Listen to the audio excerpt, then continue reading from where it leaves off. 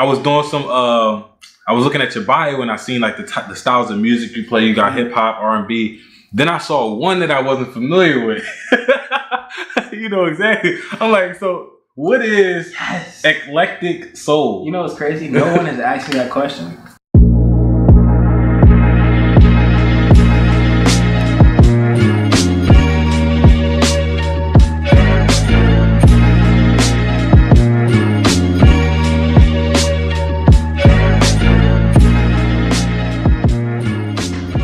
Alright, what's going on, y'all? This is QuiySpeaks and this is Talented Tuesdays, brought to you by the GoldenKey Foundation. We in here with my man DJ Mari, who's going to introduce himself, tell us where he's from, how he got into his talent, and what your talent means to you. Sure. So, start off, I'm from Orlando, Florida. Born and raised in Orlando. I moved around a little bit growing up, but Orlando was definitely my majority of my upbringing. I started DJing probably 4 years ago. And to me, DJing just means expression. I feel like I've always loved music, but it wasn't until I was able to like express it and get like high energy feedback and like the creativity aspect of it that really fostered the love. Right. What was that breaking point for you 4 years ago that really like made you say, you know, I just gotta get into DJing. No matter what, I'm gonna make this happen for myself. So it's not really dramatic, which is funny. So like I said, I like music, so I always had music on my laptop. And it wasn't until I came to college that people kind of recognized that, oh, this guy has, you know, ear for music or whatever.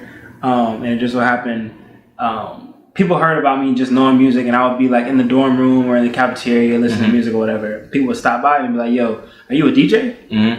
I'm like, nah. This is 4 years ago, you feel me? I'm like, nah. And they're like, okay, but you sitting here on your laptop with some mixing software up. You look like you don't gotta really tell me, you feel me? But you look like a DJ. And I'm like, nah, that's not a DJ. But then it was one of my homeboys actually decided he wanted to take the initiative and start throwing parties on campus. So the first person he asked to play music was me. Okay. And I'm like, nah, bro. You feel me? He's like, but you a DJ. And I'm like, I don't know. Like, you know me and you know that's not true. He's like, you know enough music to where if we gave you the aux cord, whatever you do on your laptop, just do that at the party. Right. And I was like, yeah, no. And then what happened after that? He said no. Like, I was like, yeah, no. But then he was like, I'll pay you. I was like, all right. Yeah, I mean, I guess. So did you have like, okay, so first of all, what was the software that you had on your laptop? I had virtual DJ. That's what I thought he was gonna say, man. That's the one, man.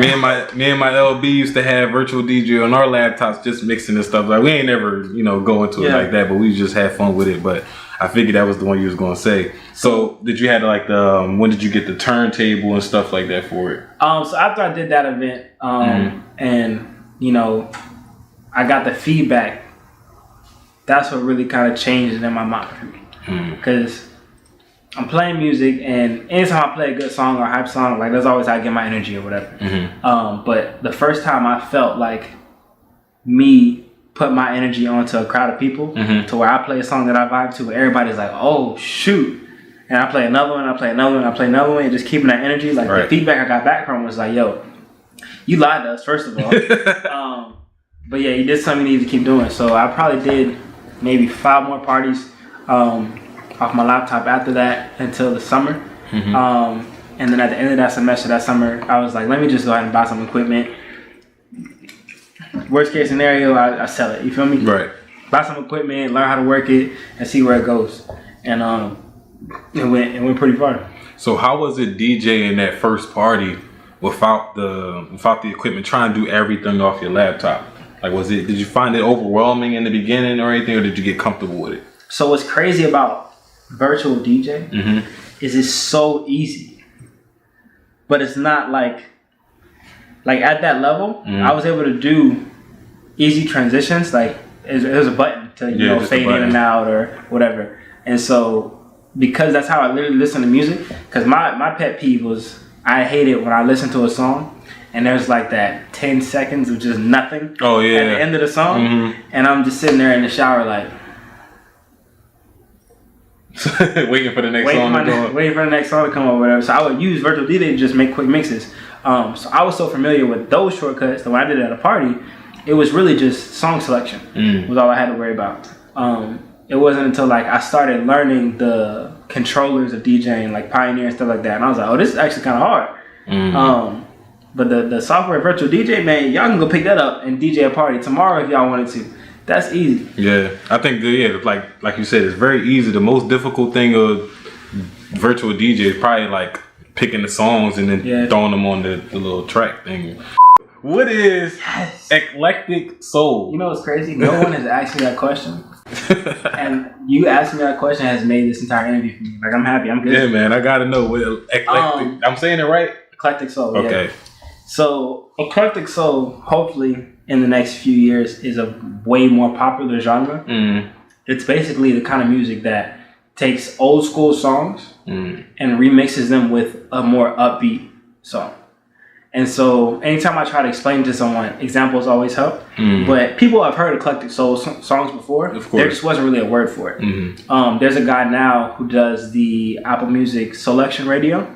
Okay. If you've ever heard anything from Selection Radio, a lot of their songs feature that kind of remix, upbeat. I took an old song, I sampled the vocals, I added a new twist. Kind of basically like cookout vibes where you're doing like electric to slide to like newer songs. Exactly. Okay. So if you took like a future song, but was able to electric slide to it.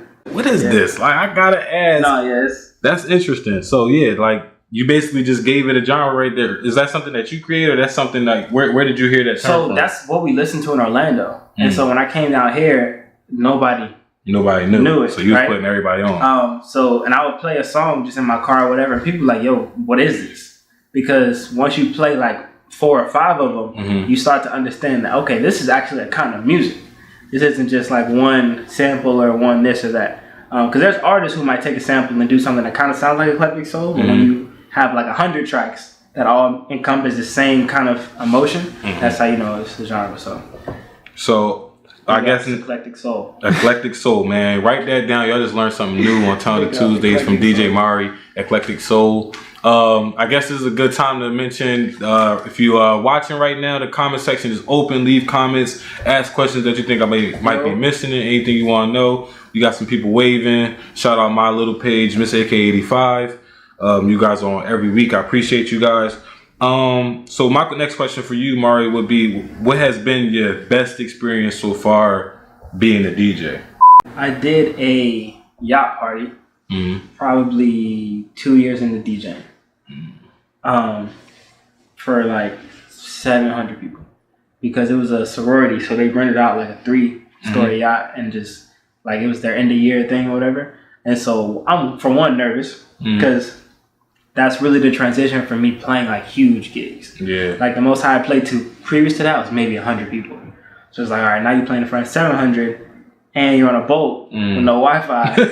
You know what I'm saying? So you can't really like download music on the fly if something comes up or whatever. Like you really gotta have your entire. You need to know what you're about to do. Yeah.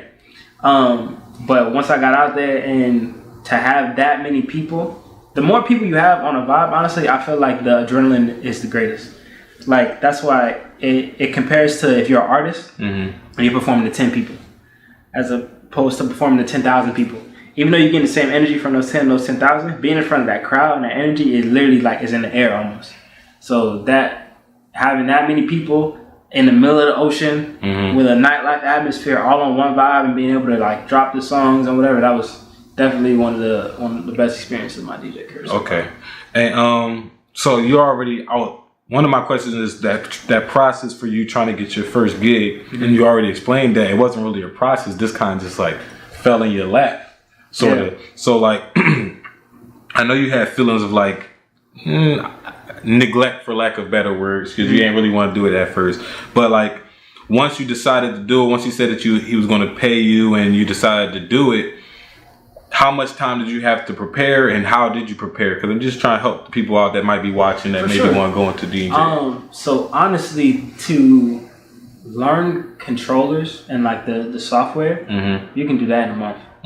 Like you can honestly get on YouTube, get you a controller, learn what you got to do in a month. I would say some of the more important videos I watched were when to transition from practicing in your bedroom to walking up somewhere and asking for money to play music. So that transition for me probably took 6 months to a year, honestly, because you get to a point where, you want to promote yourself. So it's like you want to perform as much as possible, but you also get to a point where you have to understand, okay, I've gotten to here in my craft, you got to start charging. And you're going to lose out, you know what I'm saying? You're probably going to perform less gigs, but it's a sensitive spot. I would say a month to get the software, get the controller stuff down, maybe 3 to 6 months of networking, practice, play for some people. Do it in that time, like last 3 months, you're doing free gigs to test yourself out, test the waters, build up resume. After that, you're ready to go. Yeah, and did you, in terms of that networking and building yourself up, like the free gigs, like you mentioned, did you ever set up a speaker outside of campus or anything like that and just play out in public, just Yeah, definitely. So you got to be persistent with anything. And my biggest thing learning when I was DJing was it's a lot of different jobs starting out as a DJ. So there's certain clubs you could work for, but if you work as a DJ, you're also the promoter. If you work as a promoter, sometimes you're also the event curator. You know what I'm saying? You're the event curator now. You don't got no bread. You security. You feel me? So it's a lot of different things you have to do. And I definitely started out just let me get a speaker, let me go outside and play music, let people hear me, because it was easier for me on a college campus. I can go outside and there actually, there's people there. Right. I can set up at the pool and just get my face around and who's this or who's that and network and say, oh, add me or whatever. Because DJing is a lot of networking, bro. Like 70% networking, bro.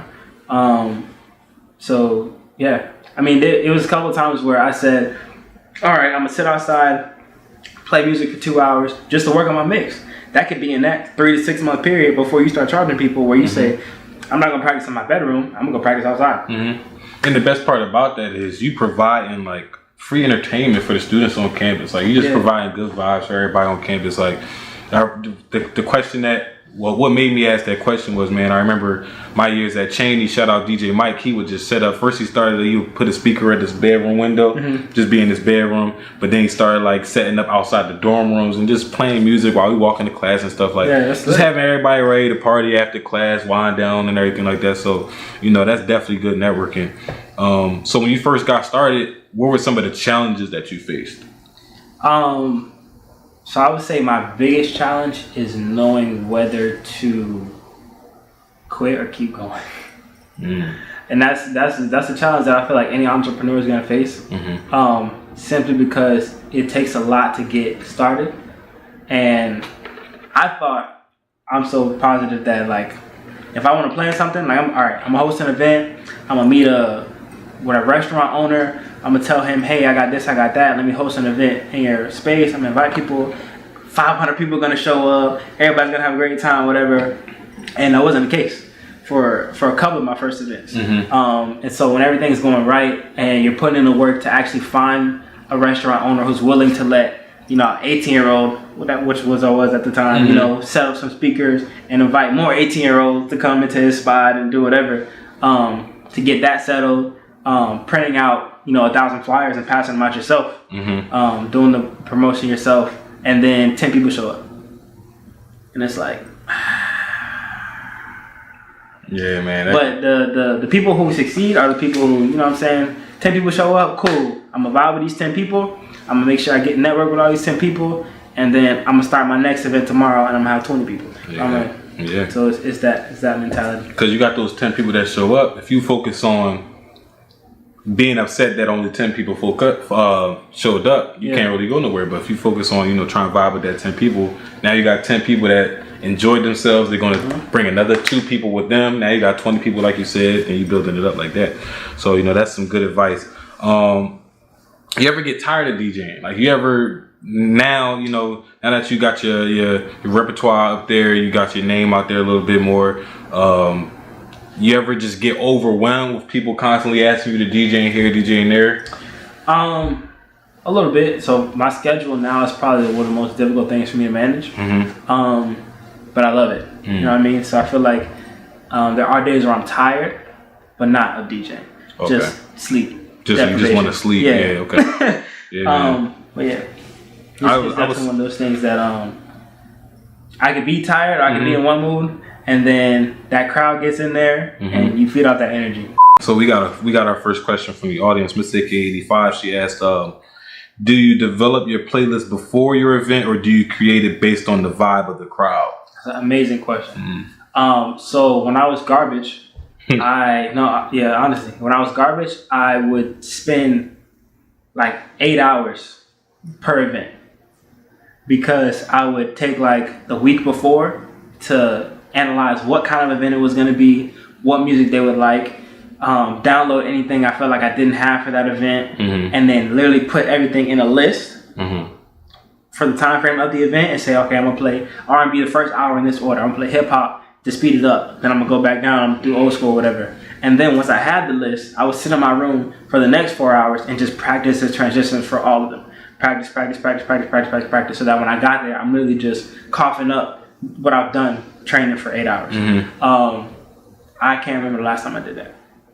So now you just kind of go off. It's probably a bad thing, but once you do that, I feel like once you put in the initial work, it's like anything, skating, riding a bike, whatever. Once you put in that initial work, you memorize transitions. It's a lot easier for me now. Like I can just pick a song, or now I can feed off vibe. Right. So I would say someone who's starting out, maybe get your playlist together, because when you're getting your playlist together, you're understanding why I'm playing this song after that song. So you're understanding this keeps this vibe, this changes up this vibe, this does this. And then later down the line, once you've done that for a little bit of time, you can just go somewhere and set up and be like, I'm going to just read y'all and play. And I know what transitions, and I know what does this, and I know what does that. Yeah, it's kind of like a science now, basically. Yeah. And I know what you mean, because like when I first started Talented Tuesdays, I remember I would spend like a whole day writing down 10 to 15 questions that I know I could ask, where now I kind of just add like keywords. I might ask important questions like, what is eclectic soul? Yeah. I wrote that down because I wanted to make sure I asked That's brilliant, by the way. But but then there's like other times where I just ask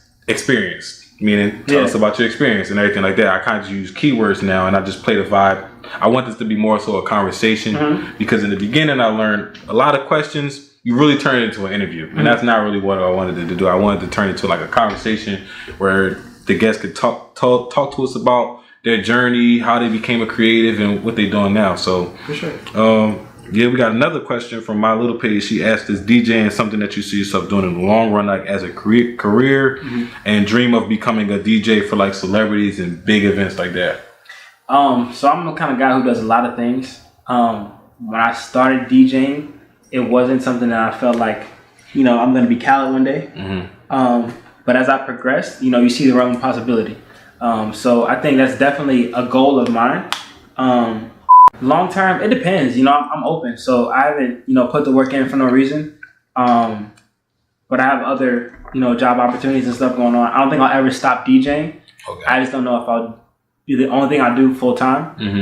But I'm working with some artists now. So if they blow up, then I'm on tour with them immediately, no questions asked. So it's like, I'm here, I'm ready. What happens, happens, and then I'm going with the punches. And then since you mentioned DJ Khaled, is music production something that you also like, music engineering and everything? Is that something that you working on too? So I'm working with a couple artists right now. I'm working with Apartment 5, so that's Mark Made and El Kendro. Okay. I'm working with Court, Kid Up Top Notch. I'm working with a young lady named Savannah Christina. And so we do pretty much everything. Like those guys are, that body of work can encompass any kind of music. Yeah. Honestly. So I'm familiar with it. Four of the six that you mentioned. So it's working with them, in studio, out of the studio, also because a lot of local DJs, who even my friends, don't play a lot of local music. And that's what confused me, because we did it for the love of the music, you feel me? So if you feel like you love something, you should be able to share that love with somebody else, no matter if it got 1 view on SoundCloud or 1 million views on SoundCloud. I know some dudes that be like, I'm not playing that because it's not in the top 10 on Apple Music, you feel me? But if you like the song, you like the song. So I'm definitely one of the guys who plays what I like. You know what I'm saying? That's why I like the eclectic soul on there, because a lot of those songs, 100 views on SoundCloud. But they're good songs. Definitely. So I appreciate both those questions, Miss AK85 and My Little Page. Great questions. So yeah, back to the DJ Khaled. I didn't even know if DJ Khaled was really like a party DJ. I thought he was just like a engineer or something, somebody that made beats and things like that. But I mean, would you rather see yourself doing more of the like the DJing events, or you know, sitting back in the studio pushing out beats for artists to use? So I think the thrill of playing a hit record to a crowd trumps everything except playing your hit record to a crowd. So absolutely. I feel like I would take DJing at the highest level unless I'm at the production level and I have platinum records like Khaled and it's actually my record. I feel like that's the only thing that would bring it to the next level. Are you like, what are you currently doing now to continue to move yourself forward, like investing in yourself and that branding, marketing? Just give us an idea of what you're currently doing to like push yourself forward. So outside of DJing, just in artistry in general, I've gotten into event curating a little bit more. Okay. So booking artists, booking vendors, to host some concerts and stuff like that. In terms of investing in yourself for the DJing, how much did the control cost you when you decided to get up and get it?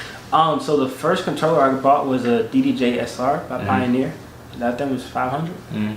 Okay. And at the time, I'm thinking like $500, but that's man. Yeah.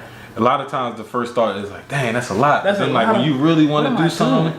Yeah, that's nothing. It's nothing. To what you can make DJing. Definitely. And then, so you said that was the first one. You have another one? You did an upgrade? So yeah, I play on everything now. Okay. So I have the SZ, just because it's a little bit bigger, a little bit more inputs. But what's crazy is a lot of the places that I travel to, I still take the first controller I ever bought because it's the only one that you can bus power. You don't need a plug to power it. Okay. Like a lot of them, you need like multiple outlets. That one you plug into your laptop with a USB cord, and you're good to go. Oh, now I get what you're saying. So it powers off the and they're basically laptop. All the Pioneer controllers are basically built the same. If you have a SR, you have the SZ, you have the CDJs, and clubs have the equipment built in. So I just take my laptop. You feel me? So it's not a huge investment, especially if you're doing venues. You could go with your laptop as long as you know how to use the equipment. You feel me? Yeah. So basically, the biggest investment is your time. Yeah. Your time, definitely. Your time, and I would say get Pioneer controllers only because that's what they use in the clubs and stuff. So if you are gonna buy a cheap one, like there's cheaper than mine, you can get a $250 controller and learn how to play on that, and then go to a club and know what you're doing, and they're not gonna know you got a $200 controller at home. You playing good music. You feel me? So do you have any like favorite artists, entertainers, DJs that you know kind of like keep you going or anything like that? So I have a lot of celebrity DJs that I would say I look up to, but the ones that honestly keep me going are like my network of DJs that I met. Okay. So it's people who like I've met in the last 3 years who are kind of in similar positions than I am, maybe a little bit behind me, maybe a little bit ahead, but the work that they put in every day and to cheer each other on, or we see this guy book a gig and be like, yo, that's dope, or you know what I'm saying, I'm hosting a venue, so they all come out and show love and support. I feel like that network and camaraderie of like, we all out here, we all doing this. And my biggest thing that I noticed before I started was there's enough room for everybody. A lot of markets are a lot more competitive, I would say, especially even rappers. Like there's way more rappers than there are DJs. Right. And everybody needs music. So it's a lot less competitive market in terms of there's never animosity between, oh, there's not enough gigs. Like that's not gonna happen. And you even have like events that have multiple DJs. Exactly. They're not just looking for one DJ, they're looking for 2, 3 sometimes. Exactly. So I get what you're saying there. Now here's something that I wanted to ask. Do you find in Miami that how do I want to word this? Careful. Yeah, man. How do I want to word this? Because I talked to Alexis, and we were talking about like how, in some ways, Miami can be like sort of a cold city, even though it's warm. Like in terms of like social life. Okay. You got a lot of, like you said, you have a big network of DJs and entertainers, or artists that you cool with. But in terms of like when you work together for that first time, it's all love. But then like, do you find yourself like people start to like distance themselves the more you try to work with them or something like that? Like how? I think you get what I'm saying? I'm trying to word it in a question, but I can't really find the words to actually put it in a question. So it depends on the person, and I feel like I've traveled enough to know that anything that happens is not really that location. Like I used to blame stuff on location. Like I would go somewhere and I'd be like, yo, that place sucks, or this place is great, or this place is this. And it's really just the network of people you know in that environment. So there's definitely people I've met where things are cool, and then, you know, later down the line, you shoot them a text, don't hit back. Shoot them a text, don't hit back. Shoot them a text, don't hit back. But there's also people who you meet, and I've made actually some long-lasting friendships outside DJing. Like I met cats DJing, and we just kick it. You feel me? Because you meet genuine people too. So I feel like it's tick for tack. I don't feel like Miami has it worse than anywhere else. But that's just my network. You feel me? And what's the farthest distance you had to travel for an event? Seattle. Seattle? Did they like pay for like travel and everything like that? So no. It was a little bit early on, but I used to live in Seattle. Oh, okay. So I was able to stay with a family friend out there just kicking. I actually just went because I wasn't doing nothing for the week, and then played 2 events down there. And they were paid events? Yeah. Okay. So they just didn't pay for the travel? Yeah. Which is okay because I was like, I can get to Seattle. Yeah. So it's funny that Miss AKA asked this question because this was one of my next questions as far as like a one-man show. But she asked, she's old school. She had to mention that. So back in her day, DJs usually had a crew to help transfer equipment, crates, vinyl, and all that other stuff. What are the essential DJ equipments now, and how many is in your crew? Like, do you have a crew, or are you a one-man show? For sure. So it depends on where I'm at. For both questions, honestly. Equipment, if I'm at a bar, is usually my laptop, my controller, extension cord, power strip, and whatever cables the club uses, whether it's 1/4-inch cables, XLR cables, and that's it. You feel me? If I'm at a picnic or I'm at a venue that doesn't have outdoor speakers, it's all that stuff, and the speakers, the speaker stands, the table, whatever. And what about a generator, especially if you're outside? Yeah, outside generator. I mean, you customize for what it never gets too crazy. Setting up equipment is definitely one of the tougher aspects. Like I know there's definitely been some events where I've had to do like residencies where I play every week, and the most exhausting thing is loading up equipment, setting up equipment, breaking down equipment, and going back. You feel me? My crew is probably 8 people just locally, but it depends on what event I go to. Like a lot of stuff I do every week, I pull up by myself. What methods have you discovered that were good methods in terms of like getting better, perfecting your craft and everything like that? Trial and error. Trial and error. Yeah, I feel like I've met people who have played for 10 years and people who played for 1 year, and I feel like that's along any sport or activity, you can tell the difference. And it's literally about understanding that you can only get so far in your bedroom. And that was the biggest things that, some of the people who taught me from just watching YouTube videos could say. They were like, look, if you want video, if you watching this right now, this is video 111. You need to get out your bedroom, bro. Yeah. You feel me? Like that, enough is enough. Like I want the views, but at some point, like, you can't progress in the shadows. Yeah. You gotta get out and you gotta make mistakes and you gotta fail. And the more you do that, the better you're gonna get. So do you also make mixes that you put on SoundCloud? Yeah. Like full mixes and stuff like that? So I did a lab maybe I would say 6 months ago. Is my most recent lab, where I had an idea where I was gonna make like 8 30-minute mixes and just name them like lab 1, lab 2, lab 3, lab 4, lab 5, and then change the genre. So like one's hip hop, one's R&B, one's baby making music, one's eclectic soul, whatever. But I posted them. I stopped because people aren't watching. Oh, really? To be honest, yeah. Oh, man. Probably should have kept going, but I was like, I was doing other stuff. And I gotta get your SoundCloud. It's time consuming. Yeah, so, I believe that because you gotta literally be DJing. It literally goes back to what I was doing when I used to prep for gigs, where it's like pick all the songs, decide what order you want to be them in, practice the transitions, and then mix them perfectly. And then if you mess up at like the 29-minute mark, start over and do it again. That's the first taste of producing I got before I ever produce a track. That's like screen recording a 2-minute video and then like at 1 minute 45 somebody texts you. Yeah. There we go. And it's just like Yeah, but, man. Yeah. So, all right. So I got a couple more questions for Mari. Feel free, like you're doing now, to ask some questions. Anything I might be missing, drop some comments, everything like that. But Mari, tell us a little bit more about your support system. Like, how was that support system from when you first got started to how it is now? So my support system was honestly friends. So people who knew me, probably before I even started DJing, and it was their artists as well, majority of them. So we support each other. Someone's got a show over here, someone's got a concert over here, somebody's recording over here. It's all that, you got me, I got you type of vibe. Right. That kind of fostered it. And we honestly met playing basketball. Like, not even related to music at all. So that's kind of where that comes from. And they're homies. So outside of the music scene, we still hang out, we still chill. And then we also get the money together. So Cool. Respect.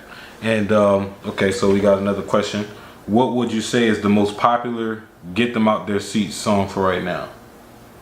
Right now, it's that Drake song. I feel like you could like cut this video, and then like 30 years later, if I leave it at that Drake song, people would be like, "Oh," and say a completely different song, and I'll still be right.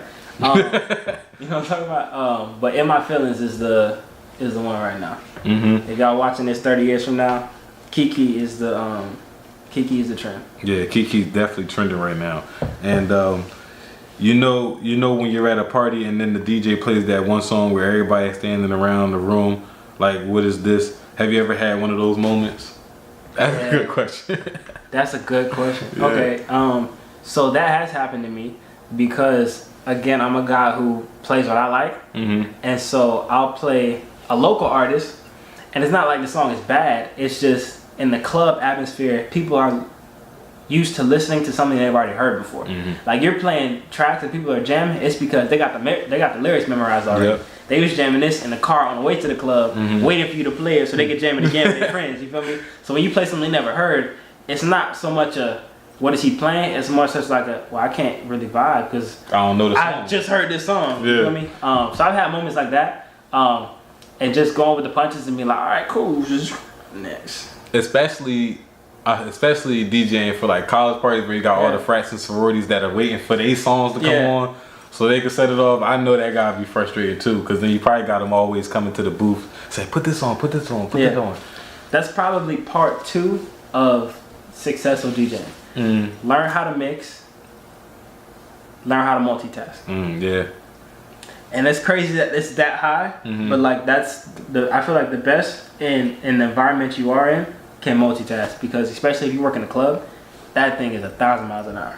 It's I need this, I need that, promoter needs this, promoter needs that, bouncers kicking your friend out. You know me? So it's learn how to multitask, but if you can mix, multitask, network, you're in there, man. So you must be speaking from experience. So bouncer ever kicked your friend out? I got kicked out. You got kicked out? I got kicked out, bro. You were DJing the event? I was DJing the event.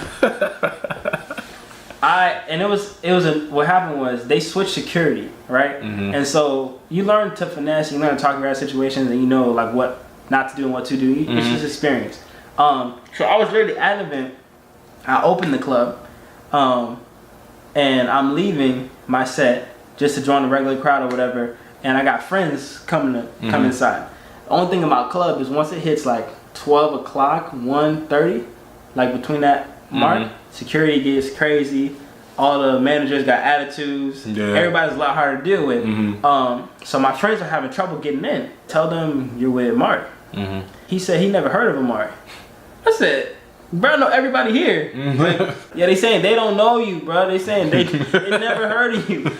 I'm like, all right, let me go outside. So I go outside, and I actually see somebody I've never seen before. Oh, okay. So I'm looking at the manager like, yo, who is this? He's like, oh, we just hired a new batch of security guards or whatever. I'm like, so yo, like we had a meeting like yesterday. Like, where is this guy or whatever? So before that calm conversation, I go outside, and my friends are by the gate or whatever, and I just walk out, grab them, and I come back. And the guy who I've never seen before stops me. I said, bro, I'm the DJ. Looking around like who's there for approval? Everybody's running around. So he don't want to take my word for it. Nobody's there to be like, yeah, he's a DJ. He's like, yeah, nah, you can't come in. I said, bro, watch out. Did you have your DJ Mari shirt on? Nah, I didn't have these back then. Okay. You feel me? I had a business card. Okay. But I was like, man, watch out. I'm about to go grab the manager. So I go upstairs. I'm looking for the manager. Of course, he's nowhere to be found. Right. So the guy comes back. He's like, yeah, you trying to pull a fast one on me. Get out of here. I'm like, bro, I'm not leaving the club. It was a larger gentleman, so I got jacked up and thrown out of the club. You know what I'm talking about?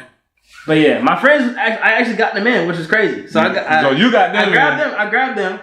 I was like, forget you. I'm the DJ. I'm gonna come back with the boss, and then it's gonna be a bigger problem. Like, you're tripping. He got fired though. Well, man, I bet he did because it's like, man, that's funny though, because like you got kicked out your own party. Yeah, So, seeing no more questions from the audience, I'm gonna ask one more question to give y'all some time to ask y'all last minute questions. I see you, Dr. TJ. You just tuned in. Welcome. But Mari, I ask this question every week. It's like my closer. Ask every guest, and it's the red pill, blue pill scenario. Okay. So you take the red pill, you go forward 10 years, and you got $5 million liquid in your bank account from the moment you wake up. Where you take the blue pill, you go back 10 years, but you know everything that you know now. Oh, you're a fool if you take the red pill. Is that rude? Is that bad to say? No, man. People said the red pill, but when they said the red pill, I was like, I might take that blue pill. Yeah, no. We about to have $5 million in like 2 years, so that's not even a good. Blue pill, man. I feel like knowledge is currency. Because period. Blue pill. And plus, like, I wouldn't want to. Like, I wouldn't want to... You're killing yourself. And I want to skip 5 years of my life. You're killing yourself. Now, it's one thing to go back. I'm not going back because I'm trying to relive everything. Yeah. I'm just going back because, I'd rather go back than to go forward. To go forward. Mr. AK85 asks, where you DJing now? What establishment? Or are you kind of like all over the place? For sure. So I'm mobile. People book me, regularly, and I travel. My residencies are Fado and Brickell. That's across the street from Blue Martini. I do Sandbar and Coconut Grove. I do Gramps and Wynwood occasionally when they book me there. I do the Wynwood Beer Festival, and I do the FIU stuff. So the frat parties at FIU, the ceremonies or whatever have it be. Okay. Like that. Come check me out.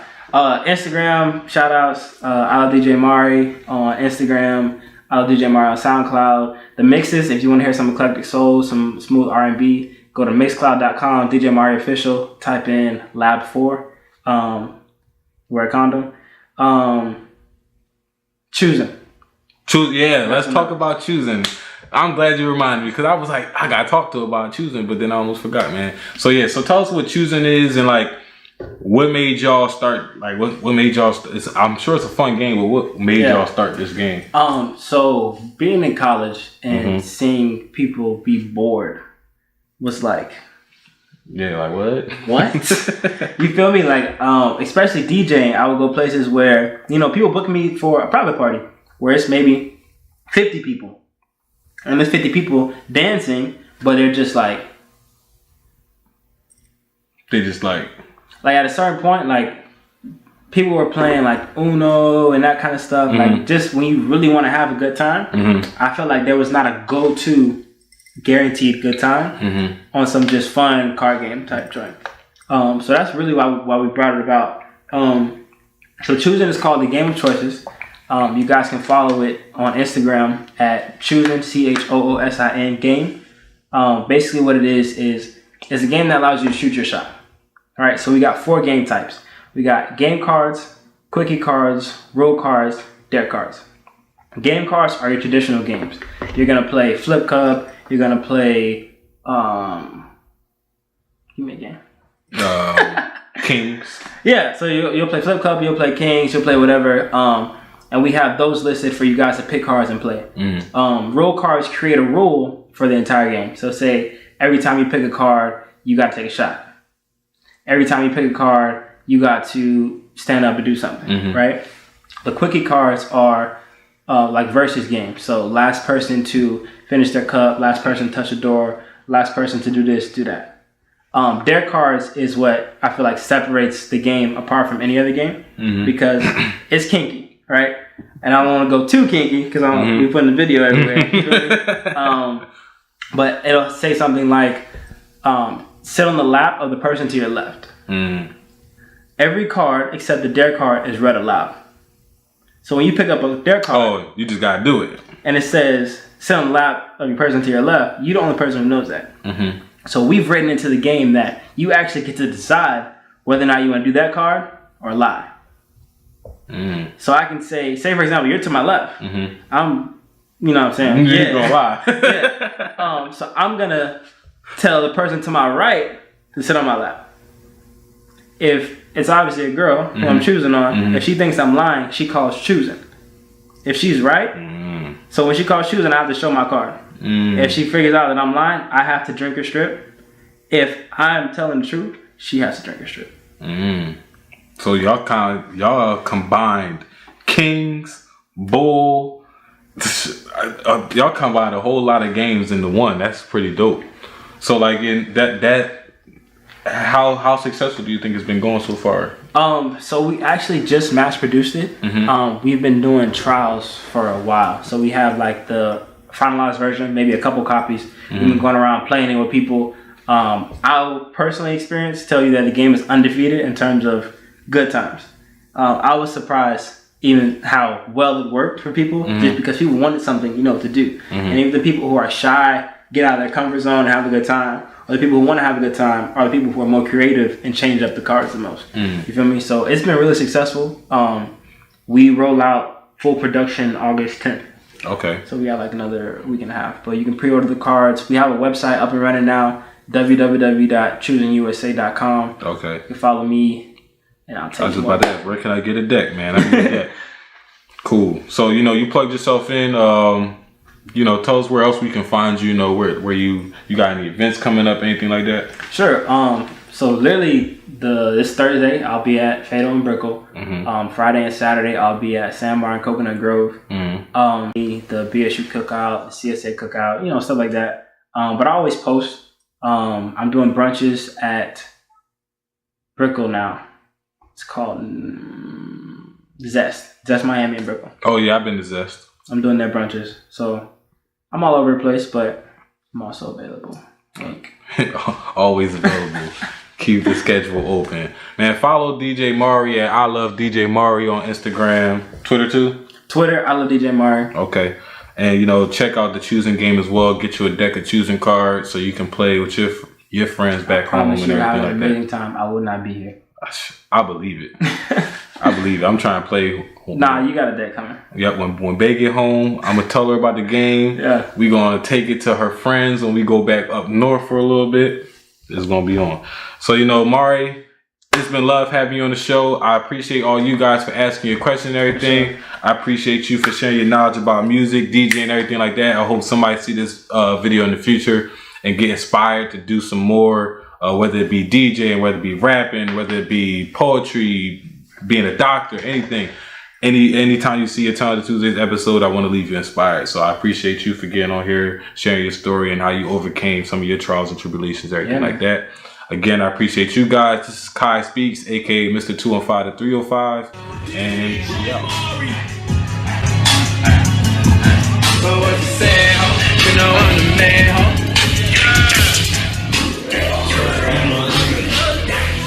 DJ Mari.